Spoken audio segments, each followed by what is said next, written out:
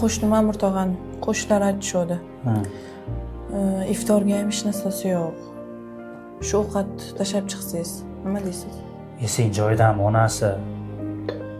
Kun bo'yi ishlab kelib charchagan bo'lsam, qorong'ida yana ovqat olib kiramanmi qo'shninikiga?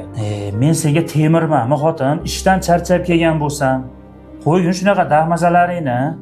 Hozir yomg'ir ham ko'chada quyuyapti. Shu yomg'irda endi kiramanmi ovqat olib, endi bir kamim ovqat olib kirishaydi shu odamga.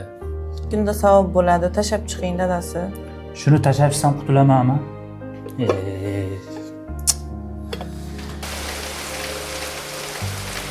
Yomg'ir ham tinavermadi-ya. Ma'mur tog'u. Assalomu alaykum. Keyin qo'shni yomg'irlar. Iftorligingizga ovqat olib chiqdim, qo'shni. Alloh sizlardan rozi bo'lsin. Menga bir berdilaring Alloh sizlarga ming bersin. Allohu akbar. Iftorlik qilib oling, Ma'mur tog'a. Rahmat. Rahmat. Joni sog' bo'lsin. Rahmat. Onasi, choyingdan qo'y. Bekitadigan mahalam bo'lib qoldi. O'g'ling ham yuribdimi-ekan, yaxshi.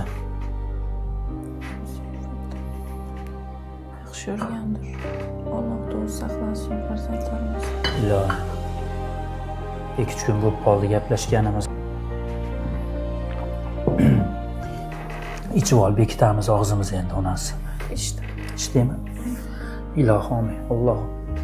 Sufudan kun botguncha Allohim roza tutmoqlikni niyat qildim. Alloh yolg'iz, Alloh o'zing uchun. O'g'limni ham ishlarni oldiga yurgizgan, Allohu akbar. O'g'lingizdan SMS keldi. Assalomu alaykum onajon. Yaxshimisiz? Sog'laringiz yaxshimi? Dadam ham yaxshimi? Hozir bir narsa ko'rsatsam ishonmaysiz. Cho'lda o'rtasida ketib turgan edim. Meni bir mashina to'xtatib, menga ovqat berdi. Qarang. Mana bu yoshligimdagi chilim-ku. Onajon, qarang, eslaysizmi?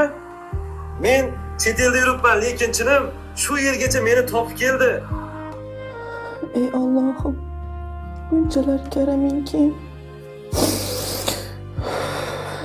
Bir mo'min uchun bergan bir kasa ovqatimiz. Bolalariga chekkasidagi o'g'limizga bunchalar keks e'tiborida bo'lmadi.